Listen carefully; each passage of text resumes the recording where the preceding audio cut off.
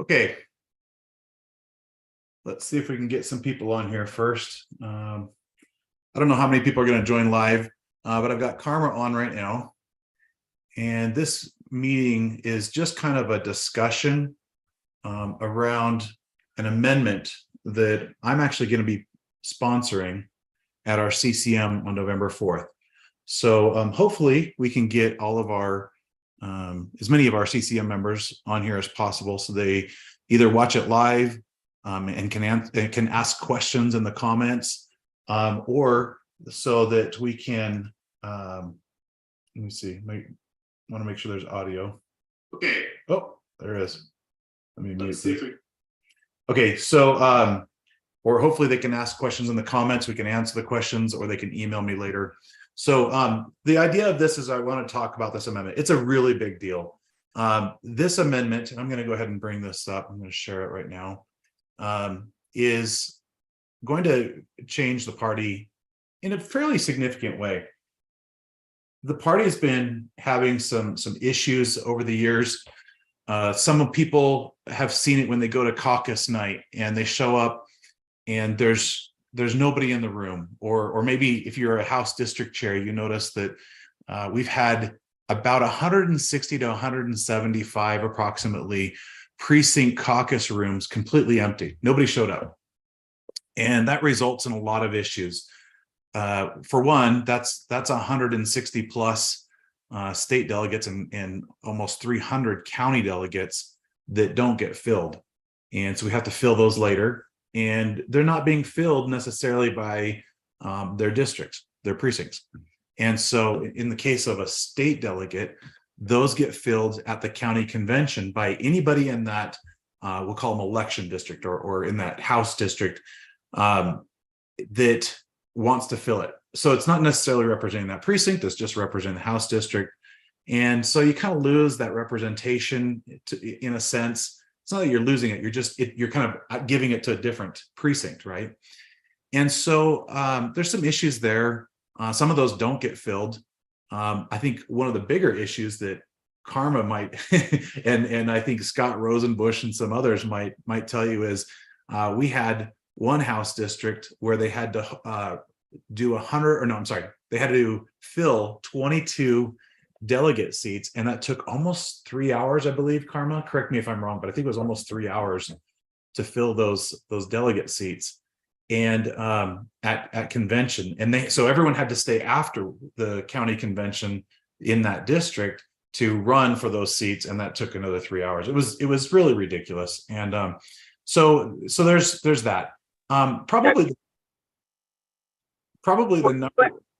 Go ahead. I'm sorry, Chris. There's one thing I was gonna, and maybe you're gonna get to this. I think it's important to explain why that would happen and where the boundaries come from that kind of lead us to this situation where we have precincts without anyone in there. Part of it's boundaries, and part of it is just the geographic, the dynamics of our county and how diverse it is in the different areas. But we have pinpointed some reasons why these precincts are empty. So I don't know if you're going to go into that, but that would probably be helpful. Yeah, I definitely will. So that you make a really good point. There's and actually I'm going to get into that next. So okay, sorry about that. No, you're good. I'm glad I don't want to be the only one talking, so feel free to jump in.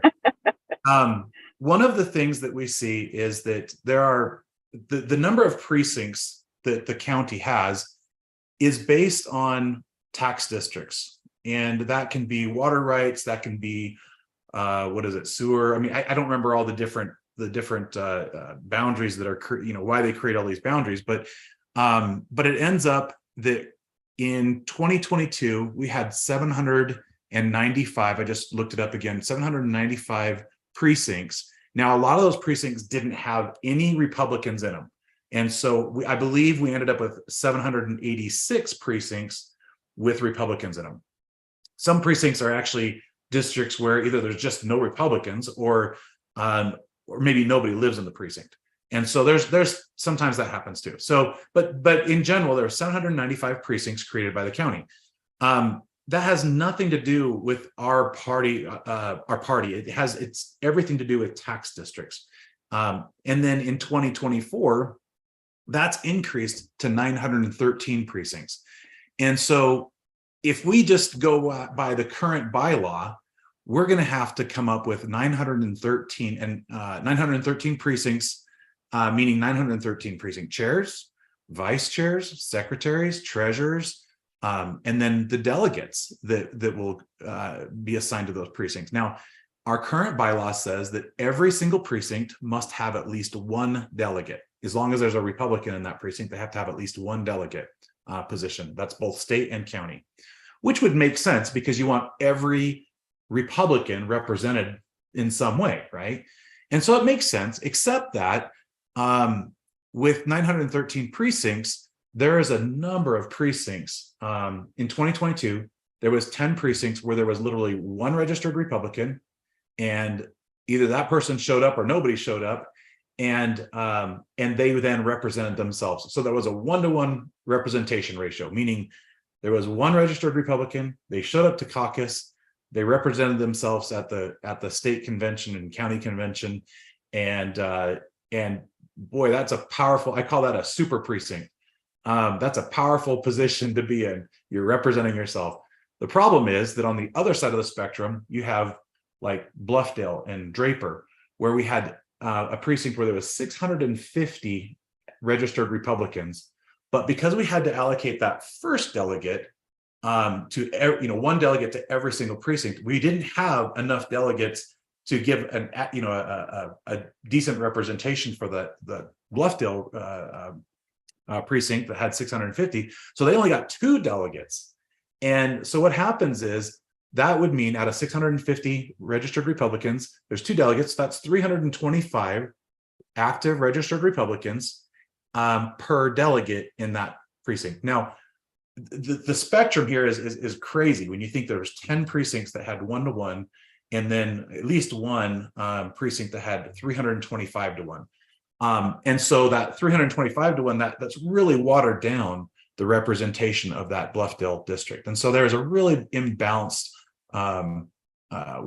representation of the ratio of delegates. And so that's, to me, that's a real big problem. There's that imbalance is improper. It's caused by what's called the relative Republican strength algorithm. And that's how we're forced to do it. And because of the current bylaws in Salt Lake County, every precinct has to have 1 delegate. The combination of these 2 problems is just doesn't work. The other thing that we have, another issue we have with the current relative Republican strength algorithm is the algorithm is based on the governor's race, the attorney general's race, I think is it treasurer? No, I can't remember. But there's these different races, and those are only run approximately every 6 years, or is it 4 years? I'm sorry, I might be getting it wrong. But and then what happens is, and then it says, what that says is, if precinct A and precinct B both voted, let's say 60% for Republicans, or one of them voted 60%, the other one voted 30% for Republicans. Well, then that means that precinct A, who voted 60%, should get more delegates than the precinct who got 30% voted for Republican. Well, that's great for that year. The problem is, as soon as those precinct boundaries are changed, or maybe a third precinct is created out of those 2 precincts, we don't know how each person voted. All we know is they had 60-30, and now they've redesigned those 2 precincts and turned them into 3. Well, where does that percentage go? How do we divide that? We have no idea. It's impossible to divide. And so this happens especially in a redistricting year, especially after the census, that happens. But we just learned this last year in this year, 2023, that can actually happen anytime. So in 2023, they redrew the precincts, even though there wasn't another redistricting. And here we are, we've got 913 precincts instead of 795. And now we don't know how to apply the registered or the relative Republican strength algorithm. And so it's literally impossible to follow the rules, is basically what it comes down to. And this is going to happen over and over again. If nothing changes, if the precincts don't change in a 20-year period, there will be 4 years where we could potentially use the relative Republican strength algorithm. But I suspect that even those 4 years, it wouldn't work, because if the county clerk has to redraw the precincts, then it's going to be less than 4 years. So out of 20 years, we're going to get less than 4 years of accurate numbers. So that really has to be considered. We really need to come up with a better solution. Unfortunately, today, that is in the state party constitution. And by the way, it works great for most small counties, small meaning population wise, because most counties don't change their precincts hardly at all. And so for them, it's not an issue, right? Because they don't redraw their borders. But in Salt Lake County, we draw our borders constantly. So for us, it might be an issue for Utah County and Davis County. I'm not sure, to be honest. But for Salt Lake County, it's absolutely a problem. We cannot follow the rules. And so this is something that we need to consider. And so another thing, I already mentioned the low precinct caucus turnout. We have let me tell you. So out of 795 precincts, we had somewhere between 160 and 175 precinct caucus rooms where just nobody showed. It was just an empty room. Or and those are the ones that were nobody showed. And then we had, I don't know how many, probably another 100, 200. I don't even know, because it's too hard to track. Caucus rooms where maybe one person showed or two people showed. And so instead of having robust conversation about, hey, how conservative is this person? Do they really represent me in this precinct and all that stuff? Instead of that, they just said, well, I'll just be the delegate. For the state delegate, you be the county delegate. And then they signed their names and they walked out. Well, I mean, that's great that those two people showed up and they got, they became a delegate, but do they really represent that precinct? Probably not, right? It's kind of hard to say how well they represent and how well they don't. And in those situations, you can get a bad situation where if you've left the room open to maybe a party switcher, or maybe to a candidate happens to have a list of all those precincts where they knew that nobody was going to show up, and they can send somebody there to be the delegate, and all of a sudden they've got an automatic vote as a candidate, right? And so there's lots of problems with low turnout, low attendance in these precinct caucus meetings, and that's something that I believe this bylaw can help fix. I mentioned the delegate positions. It can take hours to fill those, we call them failed to fill state delegate positions at the county convention. I already mentioned that.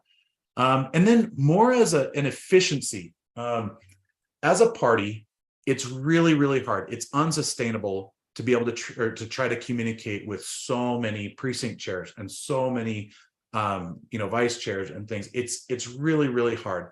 So if we did fill all those 913 precincts in 2024, that would be great. I'd be happy, except that's 913 people that we have to send out emails to and try to track and make sure they get those. And by the way, we also send out postcards for CCM, and each postcard, what's the cost on a postcard, Karma? Are you able to speak up there? Yeah, and this last batch is around 55 cents for printing and postage. And that's if we use certain vendors. When we've done it on our own, it's been even more than that. Yeah, so if we get to use Indicia, which we do most of the time, that's 55 cents a postcard, which, hey, that's not terrible, but it's still a pretty big cost. And I don't like to spend money where we don't have to. I'd rather not. So, I mean, what is that? 55 cents times 913, somewhere around $500. It's around 400. 400. Okay, so $400. It's Yeah, not terrible, but we do that on a regular basis, right? And so that's $400 of money that we're, donors are bringing in this money. If you're an e-club member, which, by the way, join the e-club. But if you're an e-club member, you're paying for these things, which is great, but I'd rather spend that money on our candidates and to help nominate candidates. So there's a communication issue there. We already struggle with getting emails out because of, I won't get into all of it, but it's really hard to get emails out properly. Most of it goes to spam. So there's that problem. I already mentioned the vulnerable delegate positions. Party switchers go in, walk in, become a delegate without anybody questioning them. There's no vetting of those delegates. They just walk in and take it.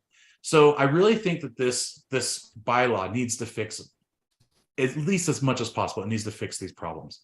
When I initially started working with the bylaws committee, they came up with a solution that overall was a pretty good start. They wanted to, and this is the one that Fred Cox has submitted. And what it does, let's see, do I have it up? I don't have it up right now. But what it does is, let me bring it back over. So in the call, you can go to these amendments. This is the one that was submitted by Fred Cox. And you can see they said, they've done a couple things in here. And they have said, when the state Republican strength formula would not provide one county delegate for a voting precinct, in other words, when you run through the thing, then you can, for once, you can combine adjacent precincts. And I love that. I really thought that was a really good way to solve some of these problems. However, all his does is it only provides if you can't get one. My concern with that is that only reduces the total number of precincts from 913 to about, I think it was 800. Let's see. No, I'm sorry. It was about 700 precincts. So we're only back to where we were at in 2022, which is great. It's better than 913, but it's really not much of an improvement. It solves a couple of problems. It solves the problems where hopefully there would be less of those open delegate seats. But the reality is it doesn't help with the communications. It doesn't help with our costs. We just can't be efficient as a party. So the amendment that I'm proposing really takes what Fred did and it goes a little bit further. And I originally said, well, instead of one, if it doesn't produce one, I want to do it. I want to apply this if it produces four. But after talking to Fred and others, I said, hey, let's kind of take an approach where we are, what am I trying to say? We're combining much more. So instead of four, I said, but I want to compromise a little bit because they were worried about creating precincts that were too big. And so I said, okay, that's fine. I said, what if we say, and the wording's a little bit funny, but does not allocate at least 3 county delegates. In other words, 2, really, because at least if it creates at least 3, then we can't combine it. But if it does 2, then we can 0, 1, or 2, then we can combine it. Then we can combine that with an adjacent precinct. And what that does is on average, well, I can't give you exact numbers because the executive committee will have to approve the final things. It depends on how you combine each precinct and things like that. But what it does is it allows you to combine precincts that we should be somewhere between 450 and 550 precincts. So now instead of 913 precincts, we'd only be, worst case scenario, let's say 550 precincts. I think that's a really good number for the party. That's a huge improvement. The other thing that it does, and this is really important, people say, well, what if, does that create these massive precincts? Well, it kind of does, but here's the thing. You can only combine precincts that, let's see, right here, the combined precincts must maintain a proportional delegate to registered Republican ratio. In other words, that ratio, I just calculated it in a spreadsheet just now. And assuming we're talking about the state delegates, and we're going to assume that we're going to get the same number of allocated state delegates as we did in 2022. I know that's probably not what's going to happen, but I had to guess at what this was. So what that means is there's going to be 209, and this is state delegates, 209 active registered Republicans per delegate. And that'll be across the whole county. So that's an average. It's not going to be perfect, but it's an average that'll happen across the county. So for every delegate, that delegate will represent approximately 209 active, meaning they're actively they voted in the last 4 elections, registered Republicans. As far as county delegates, in 2022 we had 1,800 county delegates, and so if I take that same number, we do the same combinations.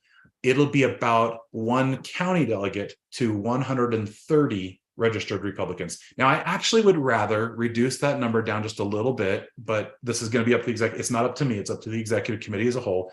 I would prefer to see that at 1,500 county delegates, and that would change it to the average each delegate would represent on average 157 active registered Republicans. So it changes a little bit depending on how many delegates we actually decide to allocate in 2024 as a party. That's not up to me. I get to make a suggestion, but it's really up to the executive committee. As far as county delegates, state delegates, we get assigned that by the state party. That's not something we control. So, but anyway, but you kind of get the idea what that does. And the nice thing is now we don't have that issue where we have one delegate representing one person or one delegate representing 325 people at the other end of the spectrum. It's across the board. It is one delegate per 209 or 131, depending on whether they're county or state delegates. So that's kind of what this does. Did you want to add something, Karma? Yeah, I just want to, and you can speak to this. I want to point out where it says the minimum of 3 or as at least 3 county delegates. That doesn't mean there will be 3 delegates there. It means that is the trigger. That is the trigger for us to be able to apply this formula to do this combination. And with the restriction of the election districts that you pointed out, and the equal to representation, that's where the delegates are going to be more distributed evenly. That's why you're not going to get a big one. But let's say you have 2 small precincts and they're combined. That doesn't mean there's going to be 3 delegates in there. There might be 1. Right. So that's what I just want to point out. This is a trigger, not how many delegates will end up in each precinct. It will still be based on proportional distribution. Exactly. And that's the key. I know there was one of the questions that came up and one of the concerns that came up from the bylaws committee was, okay, Chris, if we do your, where I changed the words from does not allocate at least 3 county delegates. If we do that, you're going to create super precincts. And I said, no, actually, we're getting rid of super precincts because a super precinct would be 1 delegate representing themselves. That would be a very powerful delegate. I think what they were saying, though, is you create these massive geographic areas and they're going to be more powerful than the precinct next to them. That's actually not true, because once you start combining them and you base it on this proportional delegate to registered Republican ratio, it doesn't matter how big the precinct is, because your precinct. It just means that one precinct chair is going to be responsible for kind of not managing, but that be responsible for that precinct and those delegates in the precinct, whether it be 1, 3, 4, 5 delegates, whatever it is. I'm kind of just throwing numbers out there now, but so all the precincts are really just as powerful as the precinct next to them when it comes down to it.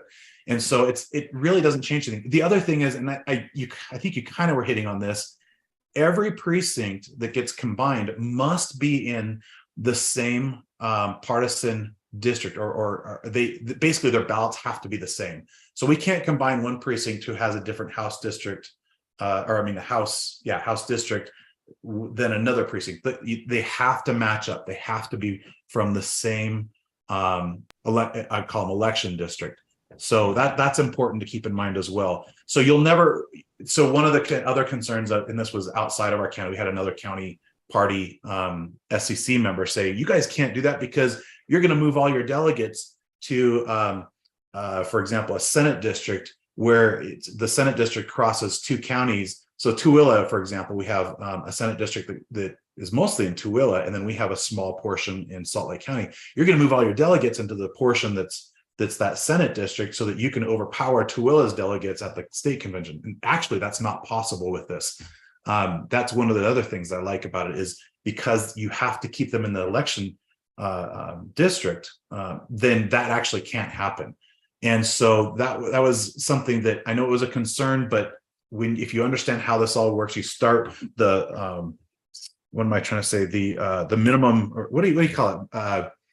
I forget the term, but anyway, you start with the election districts, which get a certain number of delegates no matter what, and then you break it out from there. You can't add to that election district with this bylaw. It's already allocated based on that registered Republican ratio. So this is really great. The other part of this in K, which is important, is basically it gives us the out. Anytime we're unable to follow the state party convention using the state relative Republican strength, we can use the average. I call it the average relative Republican, or I'm sorry, active registered Republican formula, which is what we've come up with to kind of counteract this problem.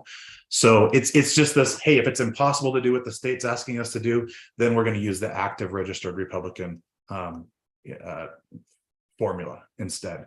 So it gives us that out, because to be perfectly honest with you, we did our best in 2022, but all we could do is kind of guesstimate, and that's not right. We shouldn't be guesstimating. I'd love for anybody to be able to just walk in and say, what are the numbers? I'm going to go do it and see that you did it right. And we can with this now. It's not perfect, but you can, because you're going to come up with the average ratio of delegates to active registered Republicans, and you're going to see that no matter what we do, it's going to be pretty consistent. Whereas previously, using the relative Republican strength formula, we were just guessing. We really had no proof that what we were doing was accurate, but we did our best, right? And so we weren't trying to break any rules. It was the best we could do. So that solves that problem. It solves the problem of the what was I saying earlier? The ratio where you have delegates who are super delegates or super precinct, whatever. And I think more importantly, to me, this is the most important thing here that it does. At caucus, because we're combining those precincts in a way that we get an average active registered Republican voters in that new precinct. Now we should never, I shouldn't say never, we should almost never have an empty precinct caucus meeting. That would be amazing, because I would love to see, no matter what, have like 30 or 40 registered Republicans in a precinct caucus voting on their delegates, so that they truly represent that precinct, that precinct. And so my plan is that we're going to watch closely, see how this works. If we get this passed, we'll watch closely and see how this works in 2024, and hopefully not have a single empty room, or not have a single room where, I think somebody here mentioned there were 4 people in my caucus room that night. Nobody wanted to do the job, so I was elected to do everything. That's so, I hear that so much. That should never be this case. There should be people who want to do it, and they should be vying for that job. They should be vetted for that job. And so I think that this solves that problem. At least it gives us more options. Another thing that I think is important is that it also means that when you run for that office, you have more responsibility. You were in a room full of, say 40 plus people, and you committed to doing the job. That means you're being held accountable. And I think if there's nobody there, there's zero accountability. But if there's, 20, 30, 40 people in the room, now there's accountability. Now you, as a precinct chair, you met the people that you're going to be representing. As a delegate, you met the people who you're going to be representing. You're not just walking in, taking the job, walking out, right? So I feel like this is just a really good opportunity to improve the party. It is a big difference. And by the way, Utah County already does something like this. They don't have an active registered Republican strength formula, but they do have the ability to combine precincts within their election districts. And so this is not new to the party in Utah. It's just new to Salt Lake County. So they're already doing it. I do question a little bit how they come up with their combinations. I think ours is a little more solid how we're going to do it than they have currently, but or it's a little more defined. But it's the bottom line is I think since they're already doing it, they're doing it successfully. We can do it. We have a little better definition of this. It's nothing completely new to the party. One last thing I'll mention is in this, with state school board districts becoming partisan, we needed to add that into the bylaw as well, and that happened to be just one paragraph up from the main portion of this bylaw. So it was an easy fix. We thought we'd do it at the same time. So it used to just say candidates for those unfilled state delegate positions must reside within the same congressional district, state senate district, state house district, and now it says and state school board district. So that's important now that that's in there, and we need to do that. So let's see, are there any questions? And I don't see any other questions in the comments. I apologize. I thought I would see the comments for Facebook. I don't think I'm seeing them. Let me see if I can. Karma, do you happen to be on the Facebook version of that? Oh, here we go. Will precincts be combined to align with ledge and senate district? Yes, that was what I was talking about. So where is it? Combined for the purpose of precinct caucus election, the combined precincts must maintain, shall reside in the same, okay, same, so shall reside within the same partisan district and have county delegates and state delegates representation. It's part of this. So basically they have to be in the same election district for this to work. So you can't combine a precinct outside of an election district. And so here I'm actually going to share a spreadsheet. So I got new data today from the clerk's office. And so I hurried and rushed and tried to create a new spreadsheet. And so this is my, I had like an hour and a half to work on this. So I got a brand new voter registration file from the county clerk. And this is kind of the breakdown. This is from, it's officially dated October 20th, because that's the day that they sent out the ballots. So I said, hey, I would like to have the same, I'd like to have a copy of the same file that you use to send out the ballots so that we have the exact number of ballots that will get sent out. And so you can see, here's all the different parties in Salt Lake County. Here's how it breaks out. I did a little pie chart here. Republicans are still, the majority. There's a lot of unaffiliateds and then a lot of Democrats, right? So those are the three major portions. The unaffiliateds actually outnumber Democrats, which I always find interesting. My personal belief is that the unaffiliateds are probably more conservative than either the Republicans and certainly more than Democrats, but I don't know that for sure. It's hard to tell. We have 574,000 registered voters in Salt Lake County today. That includes the withheld. I do have the number withheld. I didn't create a pivot table for that. I can go do that later. But what they did this time is they gave us placeholders for all the withhelds. I don't know who the person is, but I do know which precinct they're in. I know which party they belong to. I know all the districts that they live in. So we can do a lot with this information. But I just put this together real quick. And I also wanted to show kind of an example. So in 2022, these are the amount of delegates we were allocated. We were allocated this by the state. Actually, let me put it this way. We actually had 1,186 allocated by the state, but we have 60 ex officio positions that we have to hold for if somebody lives in Salt Lake County and say they're like Burgess Owens or Mitt Romney, they would become an ex officio delegate, right? So we subtract those out first because that's the way the state party says to do it. And then that leaves us with 1126. We had 183 failed to fill, which generally means that that's 100, anywhere from, I'm guesstimating 160 to 175, and possibly as many as 183 precincts that were rooms that were empty, but we did fill 943 of them caucus night. And then you can see what we did with the county delegates. And I did the average relative Republican, or so the average active registered Republican ratio is right here. So I took those. Now, that's like I said earlier, if that's 1,800, if we decide to go with 1,800 again, it'll be 131 to one county delegate. But if we go 1,500, I have the math right here, that changes to 157, right? So I'm going to leave it 1,800 for now. I would like to see that go to 1,500, but that's where we're at. One of the things I wanted to look at, and actually Anthony Lubay was the one who brought this up to me the other day. He asked how many, he's in District 27, how many delegates did I get in 2022? And how many will I get in 2024? So really, he should be looking at the county delegates. So 27, in 2022, he got 50 county delegates. In 2024, where is it? 2024 county delegates, and I did round it. He actually ends up with almost exactly this. Well, he does end up with the same pretty much. So for his, it's pretty good. But something maybe you might notice is in 2021, this is what happens. I'm sorry, in District 21, county delegates were 40 because we're forced to give every precinct one delegate, even though they made up probably the smallest, not the smallest, this was the smallest, but even though they made up a very small portion of our registered Republicans, they got 40 county delegates. With this new bylaw, because we're doing an average ratio, they'll go down to about 29 delegates. They're going to lose, I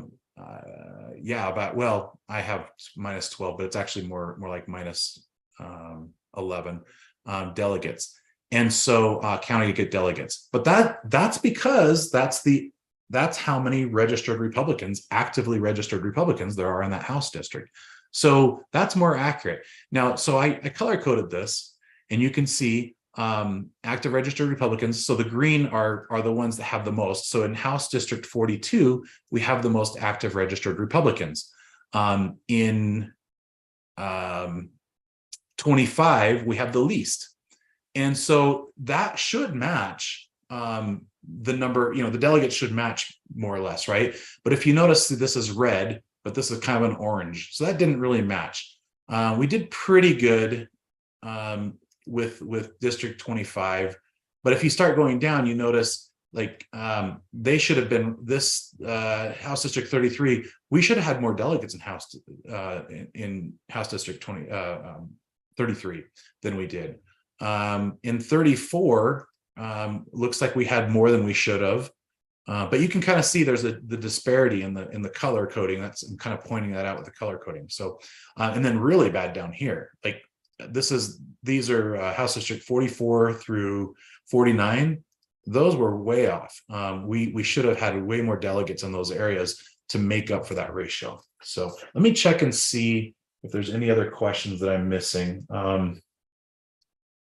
It prevents you from doing what the Democrats have sometimes done, dumping a bunch of delegates to a specific electoral district to influence a race. Yeah, exactly. It does. It actually prevents it. A lot of people were concerned that I was creating that scenario. I'm actually fixing that. What is active registered Republican? Does only voting in presidential years qualify? So no, the last 4 years, if you voted at all in the last 4 years, then your registration becomes active again. And so if you've never voted in the last 4 years at all, that includes municipal races and partisan races, then you are you're put into a category for the I think for the remaining of that next year or something like that. You're put in to the category that falls off, and you no longer become an active registered voter. This is actually, if you remember the whole thing with Celeste Malloy, everyone was, hey, she didn't vote in those last 4. Yeah, but she hadn't finished that last year. So technically she still was an active registered Republican, but she was falling off. She was already tagged as not being active. So it was a weird situation where she was an active registered Republican, but was falling off of that. She was in that category where she was falling off. And that's, anyway, so you would remain active for 4 years if you voted all in the last 4, or you'd remain active in this year if you voted at all in the last 4 years. People talk about all the experiences they had. Okay, Eric says, you answered my question.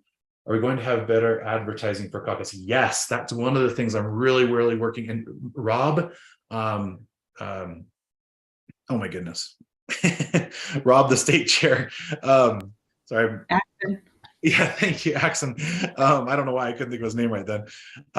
Rob and I have talked about this a lot. We want to promote caucus like crazy. And I don't know if I should even mention this, but I actually thought about this, and I'd love some feedback on this. But wouldn't it be great if you think about it? The Democrats want caucus to be as successful as we do. And the fact is, when I've talked to the leaders in the Democrat Party, they actually don't want party switchers. They don't want their Democrats going to the Republican Party because that means that they're not represented. And so we've kind of had this discussion of, do we help each other out? Do we put together, do we save some money and market caucus together? So I don't know if we'll do it. It sounds a little crazy, but at the same time, why not? I mean, if we can save some money and they can save some money and get more people out to their caucus, we get them out to ours. And it's the same night, by the way. So that would keep the party switchers who come in to vote, to make us weaker. That would actually put them back in the Democrat caucus. So I don't know. It's a thought. I don't know if we're going to do it, but we'll see. It's something that we might get to. But yeah, so we might figure that out. But yeah, we want to push really hard for caucus attendance. How many county delegates do the bylaws require we have? So, okay, county delegates, the minimum is 1,500. And the reason why, so we can go up to, I think it's 3,000 the maximum. Is that right, Karma? I don't think, there's no max in the bylaws, but we're capped because the biggest high school that we have available to us has 3,000 seats. That's what it was. Yeah. Okay. I knew there was some kind of cap, but you're right. It's not a governing document cap. It's the biggest school is approximately. Yeah. That's basically location. Yeah, exactly. Where we can hold these. So, but here's my thing. In the past, we've always said, well, why don't we just allocate, or why don't we just go from 1,500 to 3,000 delegates so that we have better representation throughout the county? And that sounds great until you consider, again, communications, getting everybody there. And then something else that a number of former candidates have told me, Chris, I don't mind being vetted by the delegates. I think it's great. They support the caucus system. But if I have to go talk to 120, 100, 200, 300 delegates for my district, I can't talk to them. I can't truly sit down and talk to all of them. But if you give me, 50, 60, 70 delegates, I'll go knock every door and I'll talk to every single one of them. And I think that's a valid argument. Personally, I think that makes sense. So 1,500, and by the way, let's see if I don't remember if I tied this in here, but let's see, 1,500. No, it doesn't. Oh, well, it kind of does. It fixes if this bylaw passes, then this would be the number of delegates. And, I'm just going to go ahead and round that. Okay, so this would be the number of delegates for each of those districts. So 77, 91 would be the highest. 91 would be the highest. That's reasonable. I think that makes a lot of sense. And this is just for the House districts. Senate districts are bigger. So there are going to be more for Senate districts, and they're bigger for the county council districts. So that's hard, right? That means they have to spend a lot more money to communicate with a lot more active registered Republican, or sorry, not registered, but a lot more delegates. And so we're trying to vet our candidates for us, for the party. We want to say, this is the delegate who is going to represent my precinct, and this is the candidate that we think is going to represent the party, right?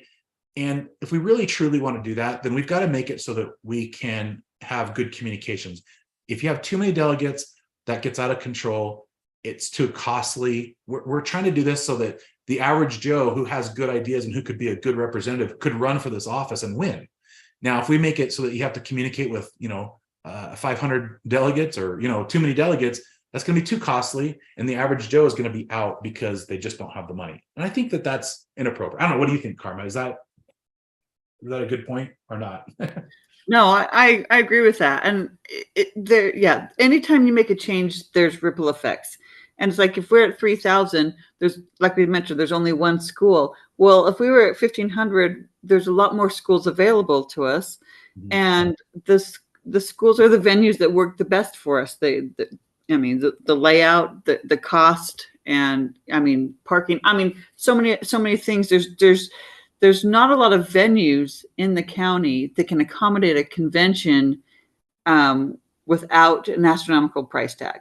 And so that, we're kind of bound by that, but it makes sense we want good candidates, but we want them the delegates to be able to vet them and to really give them the test. And so when there's too many of them, I think it actually hurts us of getting somebody who truly represents our values because they can't have that real deep conversation and really understand each other.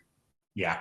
And it's, if I were running for office, I would probably say the same thing. Look, if I have to talk to 300 delegates, I can't go talk to each one individually in the amount of time between caucus night and convention. But if I have 100 or 80 or something like that, that makes much more sense. And I think, and somebody else commented, just increasing the number of delegates doesn't fix the empty rooms either. And I agree with that. That just means that if you did have an empty room, you just have more delegate seats that didn't get filled, and it just makes the problem worse. So I agree with that as well. I think that's a good point. So I apologize. I'm trying to jump through looking for questions, and if I missed one, I apologize. If you've got other questions you want to ask them real quick before, because we're about, I was going to go till 8 o'clock, I don't have a lot more to say, but if somebody else has other questions, and I'll try to look through here and see if I missed them, but please put them in the chat. I'm going to try to watch this closely. It's a little bit hard. I got a lot more questions or a lot more comments than I realized, and I got behind. So let's see. How many of that Republican are party switchers to vote for Becky? Yeah, I don't know. And I try not to get in too much of that, because of course, if I say somebody's a party switcher and they're really not, okay, well then I don't know. I try not to be too judgy on that point. Let's see. Okay, I'm showing that screen. Let me see if there's anything else I can show you guys. Earlier I mentioned election districts. So let me go ahead and show you this. What I did is I called it smashing all these partisan races. And I created, oh gosh, where is the number? I thought I had the number here, but basically this would be the lowest common denominator, right? These are all the people who would have the same ballots. There's 144 election districts in Salt Lake County. So just keep that in mind. I tried to figure out, how does that affect those election districts?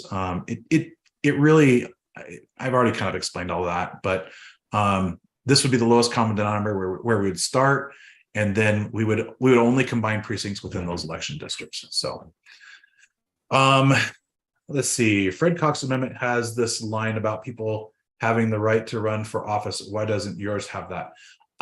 Because that's already inherent in the bylaw. Gosh, I can't remember who it was. It was another bylaw committee member, and we were talking about redundant information, because there was a couple of lines that were just redundant. That's what we do. We already have the right. Everyone has the right to run for office in caucus. So it was just redundant because that's what we do. So I don't know if we need to put it back in. I'm ready to do that. I thought it just seemed redundant. I like to keep things nice and crisp and short as much as possible, so that we don't sit there and try to figure out what did they mean by that, right? And we felt like as we were going over it, I think, I know, it was Nathan Ricks. We were talking, and he said, what does that mean? And I said, really, I'm not sure. It's pretty redundant. And so we took it out anyway. But like I said, if we need to put it back in, happy to do that. Chris, I just want to point out that the full set of bylaws are on our website if anybody wants to look at them and see how this would fit into the greater context. I mean, we when we do the bylaw change, we kind of say, here's the language in that section we're changing. But if you want to see the greater section and how it all fits in, go to our website and look at what our current bylaws are. Yeah, let me get to that. I had another page, by the way. It's not really posted anymore. I actually tried to get these changes done at the state level. It was way too hard to do. Delegates weren't interested in learning about all this. And so I kind of scrapped the idea. But if you do want to go to the website and see some of the other reasons why I was trying to get this done, I put this out there. It's on our website, slcogop.com/vote yes. That was a lost cause, but it was the beginning of where all this came from. And in fact, this, I know it's probably hard to see on the screen right now, but we have a new app called Zoho. And when I was looking at it, I was realizing, and this is where all the delegates live, the state delegates in this case. And I realized, and I did this by region, I realized where we have the least number of registered Republicans, we had the most delegates. Or we had the most ratio of delegates. And I looked at this, I saw, well, these delegates are really packed in there in the north, where we have the least Republicans. How does that happen? And then you look and they're more spaced out down here. And that's really what opened my eyes to this whole, it was probably not the first time it opened my eyes, but it was one of the light went on. And I thought, oh my gosh, this is a problem. And it's related to party switching, and it's related to empty caucus rooms, and it's related to all these things. And you start realizing, oh, this all can be fixed with the same solution. So at least, a similar solution. So anyway, you can go to this page. You can see some of the disparity. I broke it down by house district, region, region. I also put in there. Let's see. This is what I was talking about. In the best case scenario, you'd only have 2026, 2030, 2034, and 2038. And in those 20 years, those would be the only years where you might be able to run the relative Republican strength algorithm. But to be honest, because of what I learned this year, the clerk had to change the precincts mid-year, so it wouldn't have even worked. Like if that happens in 2026, that wouldn't even work then. So it's a whole nother issue. But to Karma's point, if you want to go to our website, slcogop.com, and then you go up here to organization, here's our governing documents. So you can go look at the existing bylaws. So without the one that we're the amendment that we're proposing. So this is the bylaws. You click right here and you can see that. You can also see the Utah GOP governing documents right here. So if you click on that, that'll take you to the utgop.org. There's their bylaws, the Constitution, and the platform. And that's a whole nother conversation I won't have today. But so that's there's a lot of great information on our webpage. The other thing I try to get everybody to do, go read our platform, go to organization, party platform. I do think that our platform is a little bit wordy. I would love I think a platform is principles, but it's a really good platform, and it reminds us of what it is we're doing as a party. What is it we're trying to accomplish? We're trying to promote these principles within our party. And so, I mean, like equal rights, I love our platform. Please go read it. You can download the whole thing, or you can download the whole thing right here in English. We also have it in Spanish. Trying to promote the Latino community to understand that they really do belong in our party. And so we did it in English and Spanish.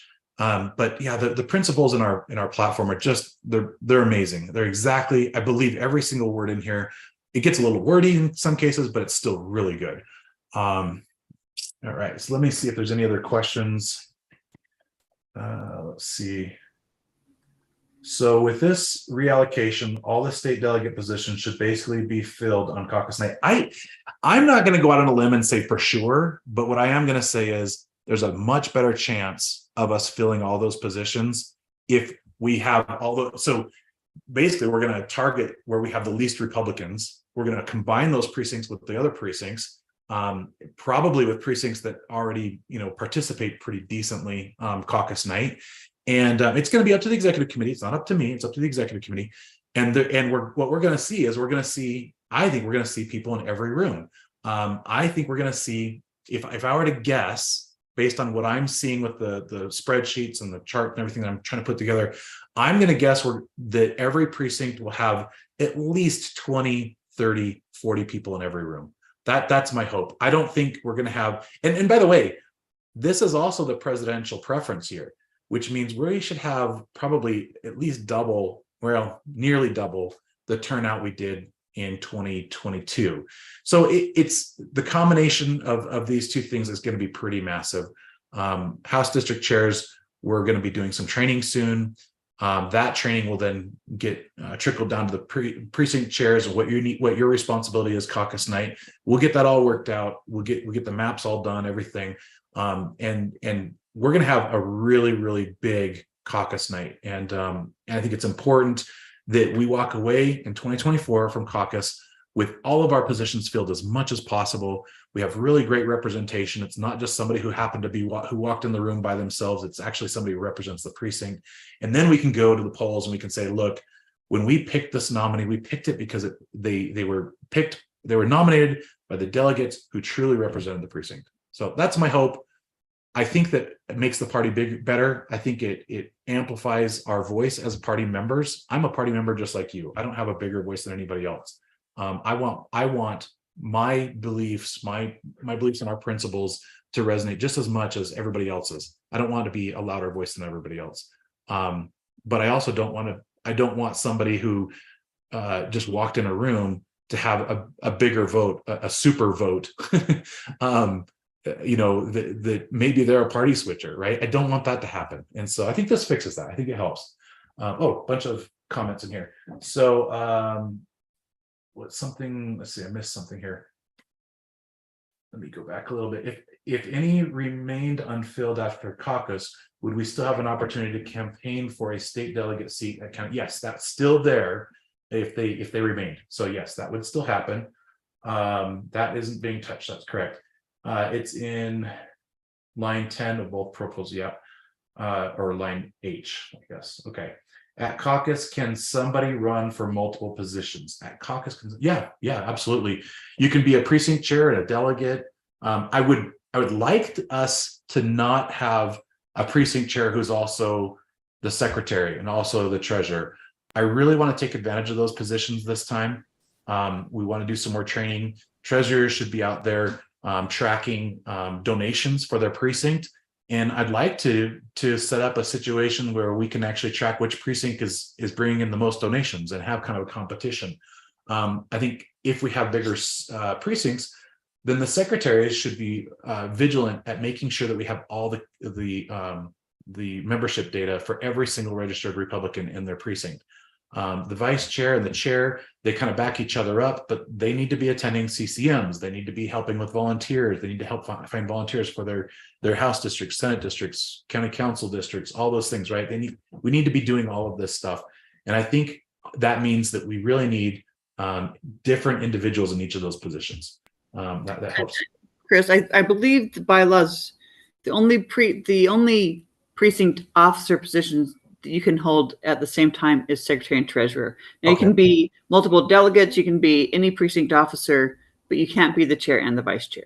I didn't realize that. So yeah, okay. Well, that makes sense. Right. Yeah, but it definitely, and it doesn't make any sense for you to be both, to be perfectly honest. So right. Yeah, one doesn't have more responsibility than the other. They really are backing each other up. So we're really trying to gather more volunteers and more people active in the party, and filling each of those roles with different people increases the amount of people involved in actively helping the party and our candidates. Yeah, exactly. The more of those positions are filled, you're exactly right. I just talked to one of the former candidates in 2022 about that, and she was really frustrated that she couldn't get more volunteers from the party in a specific area. And that was because a lot of those precincts, we didn't have anybody show up. And had we had more of a larger attendance in these precincts, we would have had more people to contact to say, hey, can you go help? Well, yeah, I'm not going to get it. There's a couple other things that I think we might see happening in the future, but there's just a lot of benefits to this. We've only got 3 minutes left. So I just want to say this. I hope you understand I'm not trying to do anything nefarious. I know there's a few people who think that. I'm really not. I'm not trying to take away delegate positions from people who have been able to walk in. I kind of am because it's an unfair advantage, right? If you're the only person walking in the room and you really want to be a delegate and you get to take that position, well, yeah, that's neat, but is that really what should happen? But it's not nefarious. I'm not trying to do this to make it bad. I'm not trying to give more weight to one candidate than another or anything like that. I'm trying to make this fair, and I'm trying to make it so the membership's voice is truly heard through their delegates, through the delegates that they have elected. And I think that this is a really good way to do it. If there's any concerns, any proposals for amendments to this amendment, please reach out to me as soon as possible. I might consider them if it makes sense. Let's talk about it, right? Send me an email at chair@slcogop.com, or you can text me at 520-483-8241, and I'll do my best. We'll talk about it and come up with a solution. But I think that this does pretty much everything we need. I'm really hoping that this improves the county party. I'm really hoping that it means more participation. I hope it means that CCM, we have more attendance of all of our precinct chairs. Right now, we're getting not even a quarter of attendance, right? Right now, Karma? We're probably close to a quarter, about 25%, which. Right. But wouldn't it be great? But we really should be getting more like 70 to 90%. Right. Yeah. I really think we could do it. But when we already have how many 160 precincts that don't have precinct chairs, and then it makes it really hard, right? So I think this helps do that. I hope you guys understand. I'm trying to do the right thing for the party. if you have any concerns, questions, please let me know. I am going to do one more stream on November 2nd, so 2 days before CCM. But please consider supporting this bylaw amendment, and show up on November 4th and vote for it. You want to say anything else, Karma? Just show them where it is on the website in case they don't. Everybody should have received an email, a postcard that guides you to it, but just if you're just on the website, let's show you how to get there. Yeah. So if you go to, this is the main page, right? And by the way, this is the main page. You go to events. Right here is the Central Committee meeting, November 4th. You click on that. Everything that you got in the email, or that you should have gotten in the email, assume you did, is here. So they got the location, the time the registration starts at 9, call to order starts at 10. You've got the agenda highlights right here, all of that. So, and then these 2 streams. So today's stream was right here. The November 2nd stream is there. And then if you go down just a little bit further, here's all the documents, the agenda, CCM minutes that we've got to approve from the last meeting. This amendment here, Fred's version of that of the same amendment. And then what's the substitute form is if you need somebody to substitute because you can't attend and you want your vice chair to come or something like that. That's right. Yeah. So everything is here that you might need. If you've got any questions though, you can email us at info@slcogop.com or chair@slcogop.com.